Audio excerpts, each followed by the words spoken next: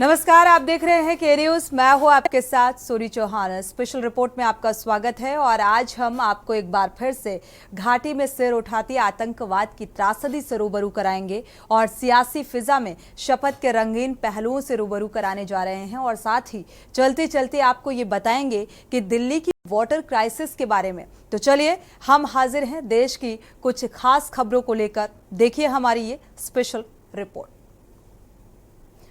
सबसे पहले रिपोर्ट में बात करते हैं। घाटी में एक बार फिर आतंकियों की चहलकदमी ने लोगों को खौफजदा कर दिया है। अमरनाथ यात्रा से पहले जिस तरह से रियासी जिले के कंदा इलाके में आतंकी ने खूनी खेल खेला, उससे भारत को सावधान रहने की जरूरत है। पहले टीआरएफ ने घात लगाकर हमला किया और इसके बाद कश्मीर टाइगर्स ने ऐसी ही नापाक हरकत की। और आपको बता दें कि 3 दिनों में जम्मू कश्मीर में 3 आतंकी हमले हुए। 9 जून को रियासी में हमला, तो 11 और 12 जून की मध्य रात्रि को 2 और आतंकी हमले हुए हैं। देखिए रिपोर्ट। घाटी में आतंकियों का खूनी खेल। पहले टीआरएफ ने घात लगाकर किया हमला, फिर कश्मीर टाइगर्स ने की नापाक हरकत। 3 दिन में जम्मू कश्मीर में हुए 3 हमले। 9 जून को रियासी में हमला, 11 और 12 जून की मध्य रात्रि को 2 और आतंकी हमले। पहला हमला कठुआ जिले के हीरानगर सैदा सुखल गांव में हुआ। दूसरा हमला डोडा के छत्रकला में अस्थायी ऑपरेटिंग बेस पर हुआ। निर्दोषों की जान ले रहे आतंकी नरपिशाच। जम्मू कश्मीर में आतंकवाद का नासूर खत्म होने का नाम ही नहीं ले रही है। रह रहकर आतंकी नरपिशाच धोखे से कायराना हमला कर निर्दोषों की जान ले रहे हैं। दरअसल आतंकी गुट ऐसे मौके की ताक में रहते हैं जब भारत में कोई महत्वपूर्ण राष्ट्रीय या राजनीतिक समारोह का आयोजन किया जा रहा हो। यही वजह है कि आमतौर पर सुरक्षा चाक चौबंद रखी जाती है। फिलहाल आतंकियों ने जानबूझकर वे दिन चुना जब प्रधानमंत्री मोदी और उनका नया मंत्रिमंडल शपथ ले रहा था। दरअसल पिछले कुछ सालों में कश्मीर में जैश और लश्कर जैसे आतंकी संगठनों ने अपने उपसमूह बना लिए हैं और कश्मीर टाइगर भी जैश ए मोहम्मद की ही शाखा है। कुछ समय पहले दक्षिण कश्मीर में एक ग्रेनेड अटैक हुआ था, उसकी जिम्मेदारी भी कश्मीर टाइगर्स ने ही ली थी। बता दें कि इस संगठन के आतंकियों ने साउथ कश्मीर के घने जंगलों में अपना ठिकाना बना लिया है। ये दहशतगर्द कुछ महीने पहले पाकिस्तान से दाखिल होकर जम्मू की पहाड़ियों में छिपकर अपनी गतिविधियां चला रहे थे। अब सुरक्षा एजेंसियां कदम कदम पर इनकी तलाश कर रही है। बस पर कायराना हमला। गौरतलब है कि जम्मू कश्मीर के रियासी जिले के कंदा इलाके में धार्मिक यात्रा पर जा रही श्रद्धालुओं की बस पर हमला किया गया। बता दें कि राजौरी जिले की सीमा से लगे रियासी में शिवखेरा से कटरा जा रही तीर्थयात्रियों की बस पर आतंकियों ने ताबड़तोड़ फायरिंग कर दी। बस चालक गोली लगने से नियंत्रण खो बैठा, जिससे बस पास की खाई में जा गिरी थी। इसमें 10 से ज्यादा लोगों की मौत हो गई, वहीं 33 से अधिक लोग घायल हो गए थे। मृतकों और घायलों में कई बच्चे भी शामिल हैं। ऐसी जानकारियां मिली हैं कि आतंकियों के गुट पीओके से लगे राजौरी, पूंछ और रियासी जिलों में सक्रिय हैं। अपने पाकिस्तानी आकाओं के इशारे पर इंसानियत के दुश्मन आतंकवादी कभी भी खून खराबा करने की तैयारियों में रहते हैं। कौन है आतंकी संगठन टीआरएफ? पाकिस्तानी समर्थित जिहादी आतंकवादी समूह लश्कर ए तैयबा की शाखा द रेजिस्टेंस फ्रंट टीआरएफ का अस्तित्व धारा 370 हटने के बाद आया। ये संगठन भी ऑनलाइन शुरू हुआ था। 6 महीने केवल ऑनलाइन एक्टिविटी के बाद संगठन कई दूसरे बड़े आतंकी गुटों के साथ मिला हुआ दिखा। ये जैश ए मोहम्मद का प्रॉक्सी है। रियासी जिले में तीर्थयात्रियों को ले जा रही बस पर हमले की जिम्मेदारी ली। एक संदेश में टीआरएफ ने इस तरह के और हमले की चेतावनी दी। टीआरएफ को भारत सरकार ने 2023 में आतंकवादी संगठन के रूप में नामित किया था। देखिए, सिक्योरिटी तो बिल्कुल ठीक है, ऐसी बात नहीं है, मगर आतंकवाद है, बॉर्डर हमारा परमिएबल है, इसमें हर जगह कंट्रोल नहीं हो सकता। अफसोस तो मुझे इस बात का है कि बेगुनाह जो अपने लिए मांगने गए थे शिवखोड़ी में, उन पे हमला किया गया। नाते लोग, हम सबको, जो भी इस रियासत के लोग हैं, हमें इसे कंडेम करना चाहिए और अल्लाह से मांगना चाहिए कि या अल्लाह ऐसे लोगों को यहाँ मत भेज जो हम लोगों के लिए मुसीबतें खड़ी कर रहे हैं। अमरनाथ की यात्रा के लिए हम सबको तैयार रहना चाहिए। हम लोगों ने हर वक्त इसको वेलकम किया है, हर कोई चीज़ हमने कोशिश की है यात्रियों को तकलीफ ना हो, और इंशाअल्लाह इस साल भी यात्रा बहुत अच्छी तरह से चलेगी। देखते हैं रियासी के बाद ये हमारा एक हॉस्टाइल नेबर है, जिसके यहाँ पर जो पीसफुल हमारा सारा एनवायरनमेंट है उसको डैमेज करने के लिए उसकी हमेशा कोशिश ये रहती है। तो लिहाजा ये जो इन्फिल्ट्रेशन है ये appear to be fresh infiltration, और जैसे एक आतंकवादी मारा गया, दूसरे की भी सर्च जारी है, वो इन्वेस्टिगेशन का हिस्सा है।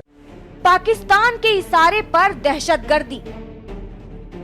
बता दें कि पाकिस्तान जब आमने सामने की लड़ाई में हमेशा भारत से हारता रहा, तो उसने आतंकवादी रूपी छद्म युद्ध या प्रॉक्सी वार शुरू किया। इन आतंकियों को भारत के खिलाफ दुष्प्रचार कर बरगलाया जाता है और पैसे और हथियार देकर आतंकवादी हमला करने भेजा जाता है। पाकिस्तानी आर्मी और खुफिया एजेंसी ISI इन्हें प्रशिक्षण देती हैं और लॉन्चिंग पैड से इन्हें सीमा पर पार कराया जाता है। ये आतंकी गुप्त सुरंगों, नालों या जंगलों के रास्ते से होकर जम्मू कश्मीर में दाखिल होते हैं। भारत ने बालाकोट में बड़े आतंकी प्रशिक्षण शिविर को सर्जिकल स्ट्राइक कर नष्ट किया था। केंद्र सरकार द्वारा अनुच्छेद 370 रद्द किए जाने और ऑल इंडिया हुर्रियत कॉन्फ्रेंस के नेताओं को हवाला के जरिए मिलने वाली फंडिंग को रोक दिए जाने के बाद से कश्मीर घाटी में आतंकवाद पर काफी हद तक लगाम लगी थी। जो नेता आतंक को बढ़ावा देकर आए दिन कश्मीर में हड़ताल और सुरक्षा बलों पर पथराव कराते थे, उन्हें जेल भेजा गया। जम्मू कश्मीर का विशेष राज्य का दर्जा खत्म किए जाने के बाद ऐसे शरारती तत्व के हौसले पस्त हो गए थे। पाकिस्तान ने भी भारत में ऐसी सख्त सरकार देखी जो आतंकियों को घर में घुसकर मारने की इच्छा शक्ति और क्षमता रखती थी। वरना एक ऐसा भी समय था जब श्रीनगर के लाल चौक में तिरंगा फहराना टीढ़ी खीर था। ये सारा माहौल बदला और अलगाववादी तत्वों की शरारत पर अंकुश लगा। इतने पर भी बौखलाए हुए आतंकवादी अपनी चुनी हुई जगह और समय पर अचानक हमले को अंजाम देते हैं। देखिए, सबसे पहले तो हमने लगातार कहा, ये बहुत ही दुखद बात है कि इन इंसिडेंट्स में सबसे मेजर इंसिडेंट जो हुआ है वो रियासी के शिवखोरी के पास हुआ, जिसमें वहाँ पर श्रद्धालु जा रहे थे, तीर्थ स्थल पर जा रहे थे, और उन पर जो अटैक हुआ जिसमें 10 लोग ऑन स्पॉट मारे गए और करीब 30 के आसपास जख्मी है, अस्पतालों में है। और उसके बाद फिर कंटिन्यू 2-1 इंसिडेंट्स और हुए। कठुआ में कल रात को एक नंबरदार पर अटैक हुआ है और फिर शायद एनकाउंटर भी हुआ है। बताया जा रहा है कि 1-2 लोग मारे भी गए जो फोर्सेस की तरफ से। तो ये जो आज आप खबरें सुन रहे हो फिर वापस जम्मू कश्मीर की, ये कोई सडन नहीं है। ये लगातार पिछले 5 साल से, जब से भारत सरकार ने जम्मू कश्मीर को रिलेटेड फैसले लिए और फिर सेंट्रल गवर्नमेंट ने यूटी बनाने के बाद तमाम तर इख्तियारात अपने हाथ में लिए। लेफ्टिनेंट गवर्नर हो, चीफ सेक्रेटरी से चपरासी तक सारी management central government, home ministry देखती है। और उसके बाद इन्होंने काफ़ी कोशिश की पूरे देश में ये बताने के लिए कि देखो जी, हमारे फैसलों के बाद कश्मीर में शांति आई। और जब दूसरी तरफ से आप देखेंगे तो बहुत ही खतरनाक इंसिडेंट भी चलते आए साइड में। ये लोग बड़बोल हैं, बड़ी बड़ी बातें करते हैं, और देश ने इनको जो 240 पे पहुंचाया है इसी बड़बोलेपन के मारे पहुंचाया है। लोग थक गए हैं इनकी बड़बोलेपन से। मैं तो ये कहता हूँ, जहाँ तक टेररिज्म का सवाल है, वी आर ऑल वन, पूरा देश एक है। टेररिज्म का कोई सपोर्ट नहीं कर सकता, पूरी तरह कंडेम करता है टेररिज्म। एंड जहाँ तक जो भी गवर्नमेंट के एफर्ट्स होते हैं, उस गवर्नमेंट उन एफर्ट्स में सब साथ हैं। मगर अमित जी, मैं बार बार बोल रहा हूँ, और मोदी जी को मैं कई बार बोल चुका हूँ पार्लियामेंट में, प्लीज समझ लीजिए 370 इज नॉट कश्मीर। आप तो 370 तो आपने जो अब एब्रोगेट किया, कश्मीरी पंडित बहुत खुश हैं, बहुत सारे लोग बहुत खुश हैं, बट द फैक्ट ये है कि 370 से कश्मीर नहीं सुधर जाएगा। कश्मीर सुधरेगा जब कश्मीर की मूल समस्याओं को आप एड्रेस करेंगे वहाँ के स्टेक होल्डर्स के साथ। जब तक आप वहाँ के लोगों की प्रॉब्लम नहीं समझोगे, उनकी मानसिकता नहीं समझोगे, उनके इश्यूज नहीं समझोगे, तो आप खाली पुलिस और पैरामिलिट्री के साथ मिलके कश्मीर को शांत नहीं कर पाओगे। क्योंकि होता क्या है, ये जो पाकिस्तान से टेररिज्म इंपोर्ट होता है, जो एक्सपोर्ट होता है, जो इंडिया में आता है, जब तक कहीं ना कहीं इनको लोकल सपोर्ट नहीं मिलता है, ये पनप नहीं सकता। तो आपको पब्लिक को कॉन्फिडेंस में लेना पड़ेगा, पब्लिक को अपना बनाना पड़ेगा। पब्लिक आपकी पुलिसमैन बने और पब्लिक आपके तरफ से इनसे लड़े। हमले की NIA जांच जारी। बता दें कि शायद मोदी की नई सरकार की शपथ के दिन आतंकी हमला करने का मकसद भारत को चुनौती देना रहा होगा। इस केंद्र सरकार ने गंभीरता से लिया है। 6 संदिग्ध लोगों को हिरासत में लिया गया और राष्ट्रीय सुरक्षा एजेंसी NIA हमले की सक्रियता से जांच कर रही है। आतंकियों और उनके मददगारों के शीघ्र ही पकड़े या मारे जाने की संभावना है। बहरहाल जनता में दहशत पैदा करने की आतंकी कोशिशों का तत्काल मुंहतोड़ जवाब देना होगा। आगे चलकर अमरनाथ यात्रा या भविष्य में होने वाले जम्मू कश्मीर विधानसभा चुनाव के समय भी आतंकी उपद्रव हो सकते हैं, इसीलिए पर्याप्त सतर्कता जरूरी है। स्पेशल डेस्क के न्यूज इंडिया। वक्त एक छोटे से ब्रेक का, लौटेंगे जब। आप देख रहे हैं के न्यूज, खबरों का सारथी। ब्रेक के बाद आपका एक बार फिर से स्पेशल रिपोर्ट में स्वागत है। और जिक्र दिल्ली में त्राहिमाम जल संकट जो है गहराता हुआ नजर आ रहा है। दिल्ली में पानी की किल्लत के मुद्दे पर हाहाकार मचा है। मौजूदा जल संकट को लेकर सुप्रीम कोर्ट ने दिल्ली सरकार को जमकर फटकार लगाई। कोर्ट ने पूछा है कि शहर में टैंकर माफिया के खिलाफ उसने क्या किया, क्या कदम उठाए। सुप्रीम कोर्ट ने कहा है कि लोग परेशान हैं। गर्मियों में पानी की कमी एक बार फिर से बड़ी समस्या बन गई है। पानी की बर्बादी को रोकने के लिए आपने क्या कदम उठाए, देखिए ये पूरी रिपोर्ट। जो सरकार निकलनी है, दिल्ली में पानी की किल्लत के मुद्दे पर बीजेपी ने मंगलवार को सड़कों पर प्रदर्शन किया।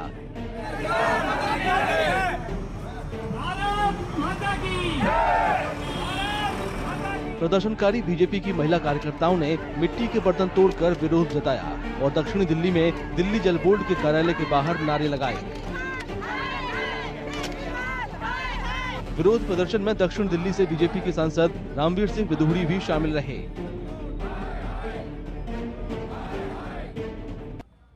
लोगों के लिए पीने के पानी की जो व्यवस्था करनी थी वह व्यवस्था की नहीं गई।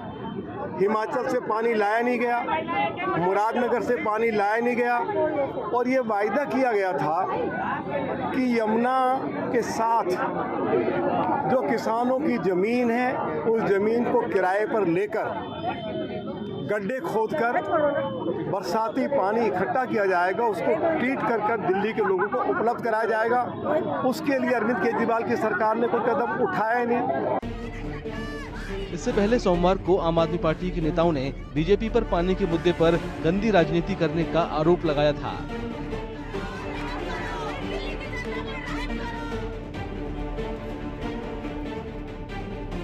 भाजपा को अपनी नकारात्मक और नेगेटिव राजनीति बंद कर देनी चाहिए। सुप्रीम कोर्ट ने भी 137 क्यूसेक दिल्ली को अतिरिक्त पानी देने का फैसला दिया। हिमाचल प्रदेश भी ये पानी दिल्ली को देना चाहता है। बस हरियाणा सरकार को इतना करना है कि जो पानी हथनी कुंड बराज, हरियाणा होते हुए हथनी कुंड बराज से दिल्ली आता है, उसको हथनी कुंड बराज में छोड़े ताकि यहाँ वजीराबाद बराज में पहुंच जाए। सुप्रीम कोर्ट ने 7 जून को हिमाचल प्रदेश सरकार को दिल्ली के लिए 137 क्यूसेक पानी जारी करने को कहा था। इसके साथ ही हरियाणा सरकार को पानी के प्रवाह को व्यवस्थित बनाए रखने का निर्देश दिया था। आंध्र प्रदेश में चंद्रबाबू नायडू ने मुख्यमंत्री पद की शपथ ली है और बतौर सीएम चंद्रबाबू नायडू का ये चौथा कार्यकाल है। चंद्रबाबू नायडू 2014 में आंध्र प्रदेश के विभाजन के बाद दूसरी बार सीएम बने थे। दरअसल आंध्र प्रदेश के विभाजन से पहले नायडू साल 1995 में पहली बार मुख्यमंत्री बने और उन्होंने लगातार 9 वर्षों तक 2004 तक राज्य का नेतृत्व किया। इस बार के समारोह में प्रधानमंत्री नरेंद्र मोदी, केंद्रीय मंत्री अमित शाह और जेपी नड्डा और नितिन गडकरी सहित अन्य शामिल हुए। मुख्यमंत्री पद के शपथ लेने के बाद नायडू ने मंच पर पीएम मोदी के साथ गले मिले। देखिए ये रिपोर्ट। आंध्र प्रदेश में नायडू की चौथी पारी। चंद्रबाबू नायडू ने ली सीएम पद की शपथ। बतौर सीएम चौथा कार्यकाल। पवन कल्याण डिप्टी सीएम। टीडीपी से 20, जनसेना से 3 मंत्री, भाजपा से 1 मंत्री ने ली शपथ। बतौर सीएम ये नायडू की चौथी पारी है और इस दौरान प्रधानमंत्री नरेंद्र मोदी, गृह मंत्री अमित शाह, स्वास्थ्य मंत्री जेपी नड्डा समेत कई दिग्गजों ने अपनी मौजूदगी जाहिर की। नायडू सरकार में टीडीपी से 20, जनसेना से 2 और भाजपा से 1 को मंत्री पद की शपथ दिलाई गई। इससे पहले मंगलवार को टीडीपी और एनडीए ने नायडू को अपने विधायक दल नेता चुना था। पीएम मोदी और नायडू का अद्भुत मिलन। वहीं शपथ ग्रहण के बाद चंद्रबाबू नायडू और पीएम मोदी एक बार फिर गर्मजोशी के साथ मिले। चंद्रबाबू नायडू ने जैसे ही सीएम पद की शपथ ली तो पीएम मोदी ने उनके लिए तालियां बजाई। आपको बता दें कि चंद्रबाबू नायडू जैसे ही शपथ लेने के बाद पोडियम से उतरे तो वो सबसे पहले पीएम मोदी के पास पहुंचे। उन्होंने मुस्कुराते हुए पीएम मोदी से हाथ मिलाया और इस दौरान नायडू पीएम मोदी का आशीर्वाद लेने के लिए उनके पैरों की तरफ झुके, लेकिन इससे पहले कि वो उनके पैर छू पाते पीएम मोदी ने उन्हें रोका और अपने गले से लगा लिया। मंच पर चंद्रबाबू नायडू और पीएम मोदी के बीच गर्मजोशी से ऐसी देखी गई तस्वीरें। दोनों एक दूसरे को मंच पर 20 सेकेंड तक गले लगाते दिखे कि आपको बता दें कि बीते 5 दिनों में ये दूसरा मौका है जब चंद्रबाबू नायडू और पीएम मोदी आपस में इतनी गर्मजोशी के साथ मिलते नजर आए। इससे पहले एनडीए दल के नेता चुने जाने के दौरान भी पीएम मोदी और चंद्रबाबू नायडू के बीच ऐसी गर्मजोशी को देखने को मिली थी और इस दौरान चंद्रबाबू नायडू ने पीएम मोदी को संसदीय दल का नेता चुने जाने का प्रस्ताव का स्वीकृति भी दिया और स्वीकार करते हुए उनकी तारीफ भी की थी। पीएम ने चंद्रबाबू नायडू की इस तारीफ के जवाब में कहा था कि चंद्रबाबू नायडू एनडीए के सबसे पुराने साथियों में से एक हैं और मैं उनका बेहद सम्मान करता हूं। गौरतलब है कि आंध्र प्रदेश में टीडीपी ने बीजेपी के साथ गठबंधन के बाद ही चुनाव में बड़ी जीत दर्ज की। वहीं अगर केंद्र की बात करें तो टीडीपी ने बीजेपी को अपना समर्थन दिया। इस लोकसभा चुनाव में टीडीपी को 16 सीटें मिली, जो बीजेपी के बाद सबसे ज्यादा है। केंद्र में टीडीपी के सांसदों को मंत्री भी बनाया गया। आंध्र प्रदेश में दलगत आंकड़ा 175 विधानसभा सीटें, एनडीए ने 164 सीटें जीती। पवन कल्याण की जनसेना पार्टी ने 21 सीटें जीती। भाजपा को भी 8 सीटों पर जीत हासिल हुई। वाईएसआर कांग्रेस 11 सीटों पर सिमट गई। अमरावती एकमात्र राजधानी होगी। आंध्र प्रदेश में फिर एक बार चंद्रबाबू नायडू की सरकार आने के बाद अमरावती को नई राजधानी बनाने की चर्चा तेज हो गई। बता दें कि नायडू ने शपथ ग्रहण से एक दिन पहले घोषणा की थी कि अमरावती राज्य की एकमात्र राजधानी होगी। एनडीए विधायक दल की बैठक के दौरान उन्होंने ये भी कहा कि उन्होंने दक्षिण राज्य के लिए केंद्र सरकार से सहयोग मांगा और उन्हें इसका आश्वासन भी मिला। आपको बता दें कि चंद्रबाबू नायडू ने कहा है कि हमारी सिर्फ एक राजधानी अमरावती होगी। मास्टर प्लान के मुताबिक अमरावती को आंध्र प्रदेश की राजधानी के लिए चुना गया था, क्योंकि ये राज्य के 2 बड़े अर्बन सेंटर विजयवाड़ा और गुंटूर के बीचों बीच स्थित है। आंध्र सरकार अमरावती के आसपास के 8,500 वर्ग किलोमीटर के दायरे को राजधानी क्षेत्र बनाएगी और इस दायरे में विजयवाड़ा और गुंटूर भी आएंगे। अमरावती राजधानी आखिर क्यों? 2014 में आंध्र प्रदेश का बंटवारा हुआ तेलंगाना नया राज्य बना। 10 साल तक हैदराबाद को ही तेलंगाना और आंध्र की राजधानी बनाया गया। 2 जून 2024 को 10 साल पूरे होने के बाद अब सिर्फ तेलंगाना की राजधानी बन गई। तय हुआ है कि हैदराबाद हमेशा के लिए तेलंगाना की राजधानी रहेगी। 2014 में सरकार में आने के बाद चंद्रबाबू नायडू ने अमरावती को राजधानी बना दिया। 22 अक्टूबर 2015 को पीएम मोदी ने अमरावती में नई राजधानी की बुनियाद रखी। टीडीपी को मिला है जबरदस्त समर्थन। आंध्र में हुए विधानसभा चुनाव में राज्य की 175 में से 135 सीटें जीतकर चंद्रबाबू नायडू के नेतृत्व वाली तेलुगु देशम पार्टी सबसे बड़ी पार्टी बनी। चुनाव में पवन कल्याण की जनसेना पार्टी ने 21 सीटें जीती हैं और भाजपा को भी 8 सीटों पर जीत हासिल हुई। वहीं जगनमोहन रेड्डी की YSRCP पार्टी महज 11 सीटों पर सिमट कर रह गई। आंध्र प्रदेश विधानसभा चुनाव में टीडीपी, जनसेना और भाजपा गठबंधन बनाकर चुनाव मैदान में उतरी थी। स्पेशल डेस्क के न्यूज इंडिया। स्पेशल रिपोर्ट में इतना ही। आगे खबरों के लिए आप देखते रहिए के न्यूज इंडिया। आप देख रहे हैं के न्यूज, खबरों का सारथी।